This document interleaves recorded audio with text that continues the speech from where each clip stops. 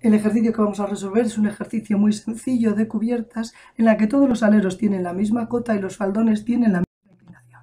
La planta de esta cubierta es la que tenemos en la figura, donde observamos que hay dos aleros que están en contacto con una medianería, es decir, no voy a poder verter aguas en esa zona. Además tenemos un patio y dos aleros que no son ortogonales. Si esto se podría resolver como lo resolvemos siempre por intersección de planos, es decir, trazando las horizontales de cada uno de los faldones y hallando la intersección entre dos horizontales de cada faldón entre sí. Lo que sucede es que cuando todos los aleros, o todos los faldones, mejor dicho, tienen la misma inclinación, la proyección de esta recta intersección coincide con la bisectriz del ángulo que forman los aleros. Por lo tanto, como ya sabemos que de entrada va a ser así, no vamos a dibujar las horizontales de ninguno de estos planos que son los faldones, sino que directamente dibujaremos las bisectrices entre cada dos aleros. Bien, comencemos el ejercicio, por lo tanto, el primer paso numerando los aleros. Les colocaremos la numeración a todos los aleros, también los del patio, y a continuación trazaremos las bisectrices entre cada dos de nuestros aleros. Por ejemplo, entre 1 y 2 tenemos esta bisectriz y la numeraremos como 1, 2. Entre el 9 y 10 tendremos esta. Entre 2, 3. Entre 3, 4. Entre 4, 5. Entre 5, 6. Entre 6, 7. Entre 8, 9. Y a continuación tendríamos que numerar aquellas que son las partes más altas, las cumbreras de algunas partes de nuestra cubierta. Mejor dicho, aquellas líneas de la cubierta que son paralelas a dos aleros, o aquellas que no son paralelas, pero que sí nos van a dar una especie de cumbrera inclinada, como sería, por ejemplo, la intersección entre 1 y 10, que se cortan fuera del dibujo. Es decir, si quiero hacer la intersección entre 1 y 10 va a ser una recta inclinada que tendré que hacerlo prolongando el alero 10 y el alero 1 hasta que se corten. O también puedo utilizar un método que se utiliza mucho en el dibujo técnico, es decir, trazar paralelas al alero 1 y al alero 10, pero donde se cortan y hallar la bisectriz. Si lo prolongo ya vemos que se nos va fuera del dibujo. Si trazamos una paralela a cada uno de los aleros, ya se cortarían dentro de nuestro dibujo, podríamos hallar la bisectriz. Y esta sería nuestra recta 1, 10.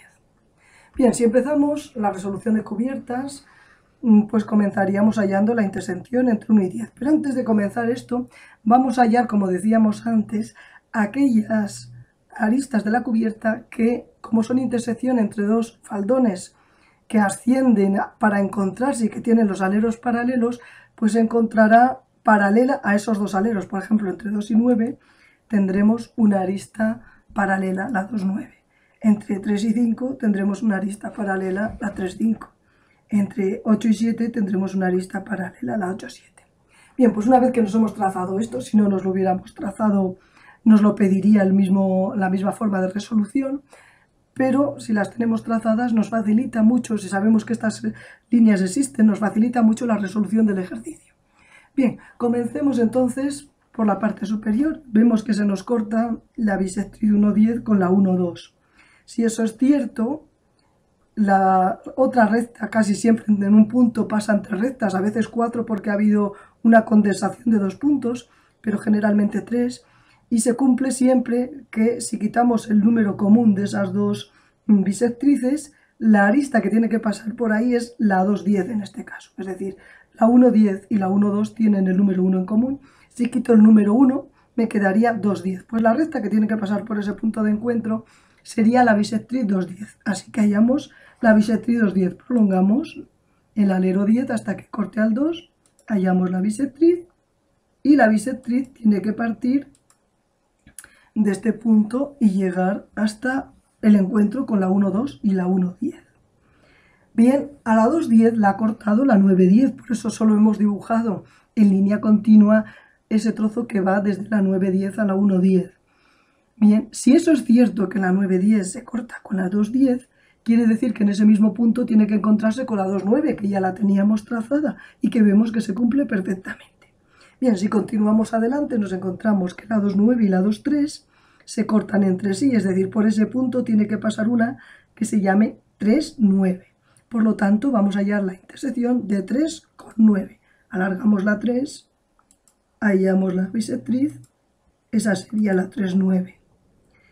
A la 3, 9 la debe cortar de otras dos aristas.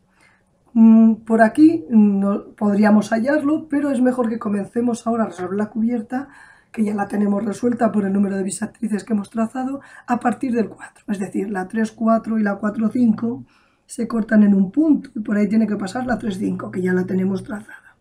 A esa 3, 5, como observamos, la va a cortar la 5, 6. Es decir, que por ese punto debe pasar la 3, 6. Así que si hallamos la 3, 6, observamos que pasa por ahí y observamos también que nos corta la 3, 9. Por tanto, por ese punto tiene que pasar la 6, 9 o la 9, 6, como queramos llamarlo.